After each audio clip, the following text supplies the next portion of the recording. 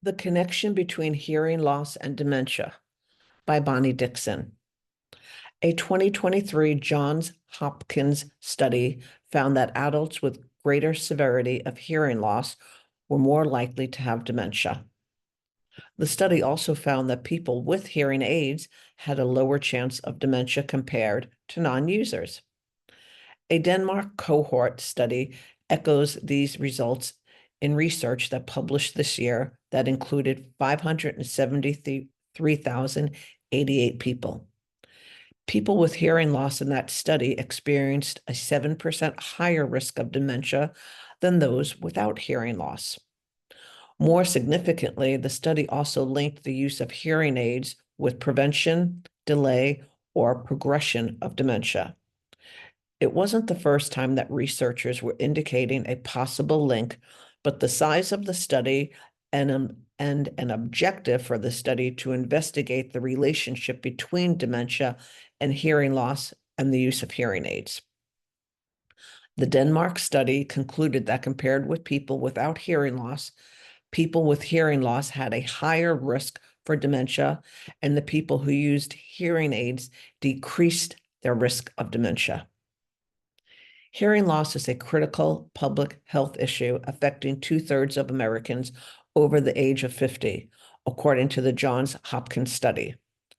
That study found that the prevalence of dementia among study participants with moderate to severe hearing loss was 61% higher than among participants with normal hearing.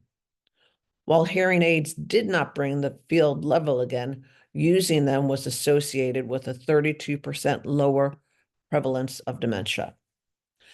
A Hopkins Bloomberg article on aging in America notes that 6.9 million Americans live with dementia, and by 2060, that number is expected to explode to 13.8 million.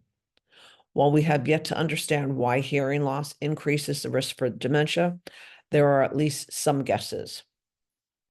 One of those is that people with hearing loss experience a higher level of isolation. Isolation's effect on mortality has been likened to smoking 15 cigarettes a day.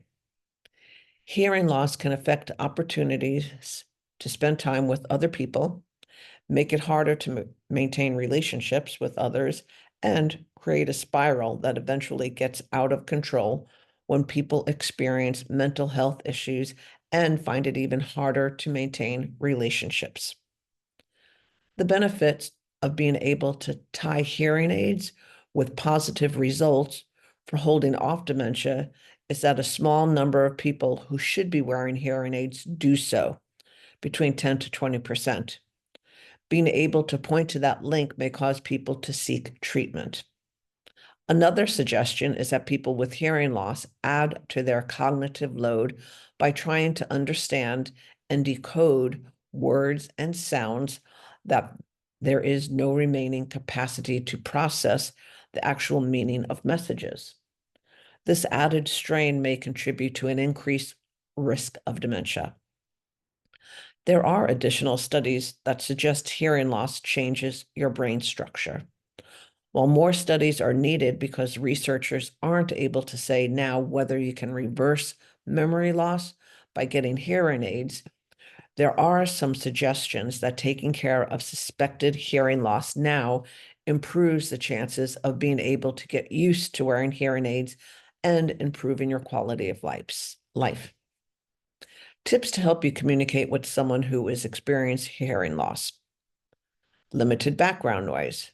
Turn off or down other sources of noise or go somewhere quieter.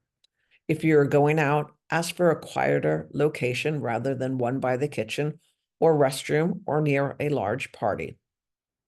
Get their attention prior to starting a conversation. That doesn't mean waving your arms around or making loud noises.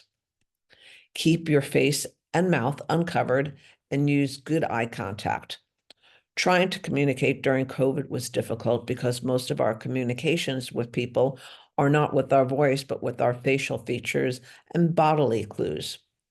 Imagine if the voice you're hearing is distorted in addition to having it be muted because it's coming from another room or over someone's shoulder. Don't chew food or gum while talking, and take off your sunglasses. Keep your hands away from your mouth. Choose locations with good lighting so facial expressions are discernible. Speak naturally. Don't shout or mumble. Don't change your speaking cadence. Don't allow your sentence to trail off. Shouting actually distorts words. Don't exaggerate. Use intentional pauses to allow the person time to process your speech.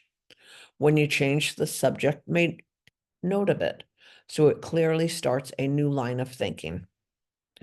Rephrase misunderstood speech rather than repeating it. Try explaining the sentence by adding additional details. Ask what wasn't understood so you don't try to explain things they already understood. Make use of technology. There are speech-to-text apps such as Dragon, Otter, or Live Transcribe, but also hearing aids that work with smartphones. Those devices often work differently depending on the environment you are in.